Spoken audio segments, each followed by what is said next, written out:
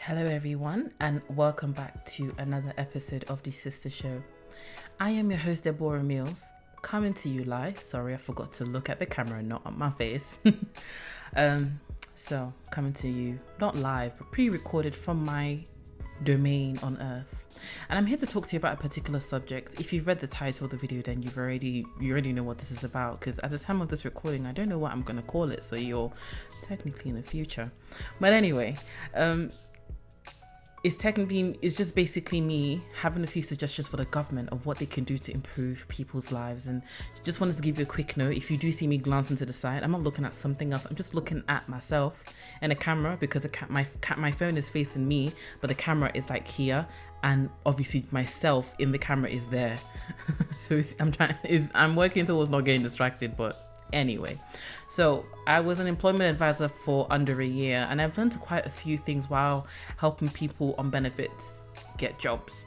And I have a few suggestions for the government where I feel that they can best put their resources. Maybe in about 20 years or so, I'll go into politics. But for now, the people who are in the positions of power, and they need to know how to help the people get jobs, improve the economy, and all of that stuff. These are the few suggestions that I have. I wrote them down on a sticky note, which you cannot see. But anyway,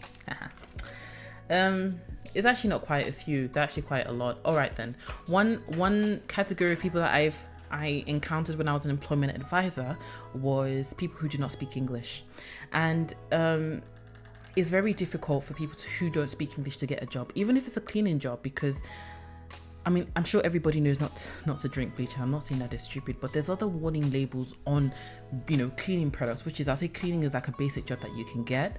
There's so many labels and precautions that you need to take that if you can't read or write English, there's no point of you even being in that job. Certain jobs like warehouse jobs, yes, the men can do it, but the women can't. Women tend to be homemade housewives, really, just claiming benefits for the sake of claiming benefits, because it really feels just like easy money. But I think that will come under a different topic. So learning English, I feel obviously there are people who have sought asylum. There are people who have come here on a work visa or whatever. They may be working I won't say working on the internet, not a work visa, sorry, I don't know why I was saying that. They're on benefits, but I don't know, people have come here seeking asylum, and I guess maybe there are other ways that I don't know about, but there are people who have come into this country and they don't speak English, and they're on benefits because obviously they need to live, they need to feed themselves, they need to feed their children, get shelter. But then it seems like they're kind of stuck. They can't learn English. Learning English is not free. Even if you want to do it on the internet, you need to go to an internet cafe. You need to pay. You're not going to use benefit money for that. If you want to use on a phone, actually, I wouldn't even say this is like the worst thing, because a lot of them have like the latest phone, getting their nails on, and I don't understand how that is. But anyway, we're talking about the general public, general people. But anyway, a lot of them, they don't speak English, and it's very difficult. It's very difficult, because even for a cleaning job, a basic, simple job, they can't even do that because there's just certain things that they need to know. So what I feel the government should do as a solution to this is they need to make English free and mandatory. I think quite a few of these suggestions I have, actually, I think it's just two of them that require them to be free. Because if it's not free, then how else? If you need money to get that thing, but you can't get money because you need a job, but you can't get a job because you need the money. Like, you can't get a job because you can't learn English, but to learn English you need money. So we're in like this cycle. I think for everyone who has sought asylum in the UK, English needs to be free, and English needs to be a mandatory course. I don't know what the process is of getting citizenship in the UK, because I was born here, but I can only imagine what the difficulties and inconveniences of this must be for them.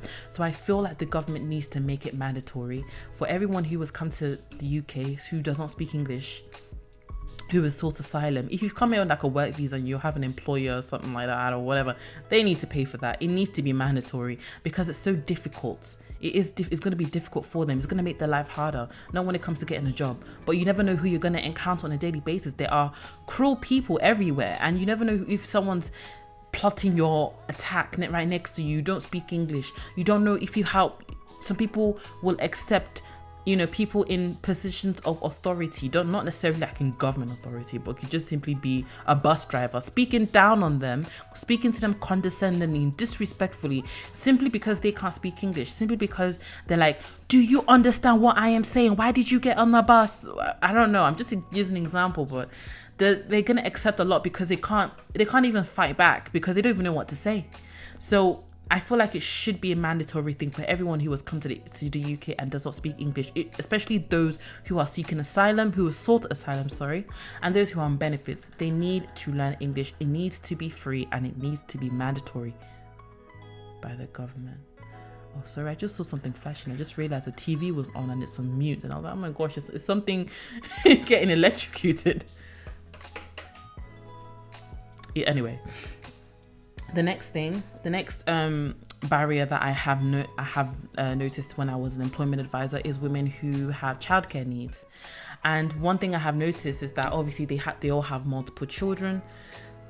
Typically, generally speaking, the people who are Muslim, they are the ones who would typically they'll be on benefits and they'll be the ones to take care of the children. They'll be the sole caretaker, primary caregiver for the children. So the benefit system, I won't say is respected because people see it as easy money, because even if they can speak English, let's just say that English hurdles out of the way, they always use childcare as an excuse. But then it's not just them. I'm not even trying to attack them, but it's not just them. Even people who do speak English, even like people who are born here, they always say it's childcare needs.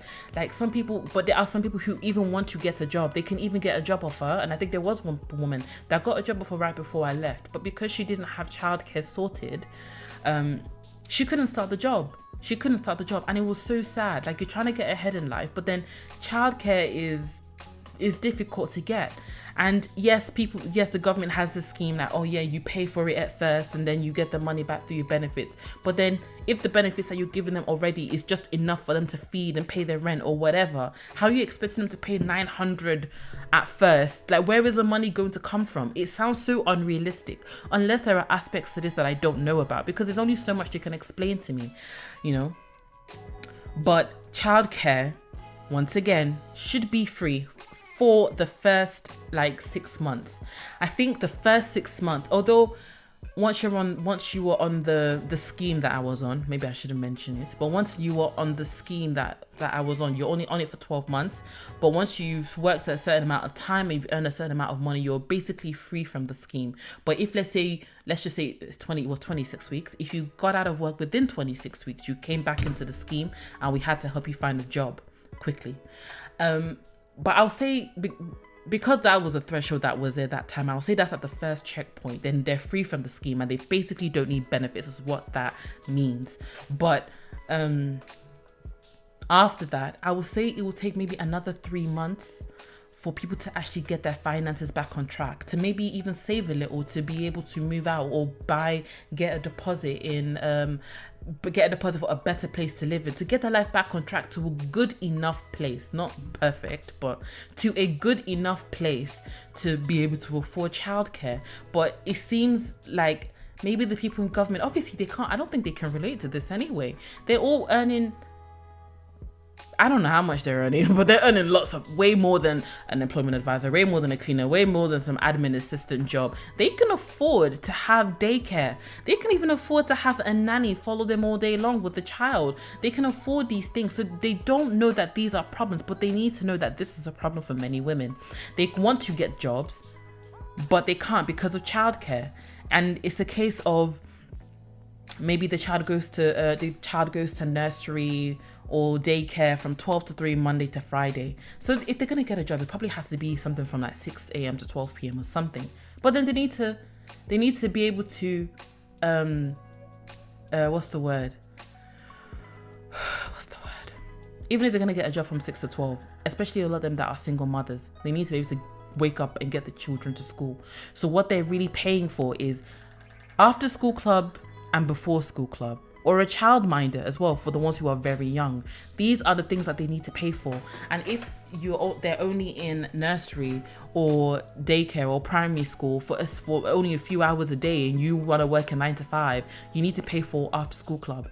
And they can't pay for these things at first because they've just started a job. You know, I don't know how else to describe this, to be honest. But then I feel like if this is something that they are willing, and they really should take into consideration, just have a few discussions with single mothers who are on benefits, and ask them what the issue is, you know, because that's just from my experience. There's so much I don't know because I don't have a child myself, but I can only imagine. Like, that doesn't make me want to have a child in the UK when I know that this is what I'm going to face. You earn a good, well, I'll say a good salary, but majority of it is going to childcare alone. Let's not even talk about food and Pampers and going to, I don't know, Disneyland or whatever. That's a big chunk. And why would anyone want to have a child when there's all of that waiting for them? Like, minus the responsibility of no sleep, having to care for the child 24/7. You now have the burden of all of that. Please do something about that. English language should be free and mandatory for those who do not speak English and are asylum seekers and have just come to the UK and are on benefits. And childcare should also be free for the first 6 months of a single parent or a single mother, or even just parents.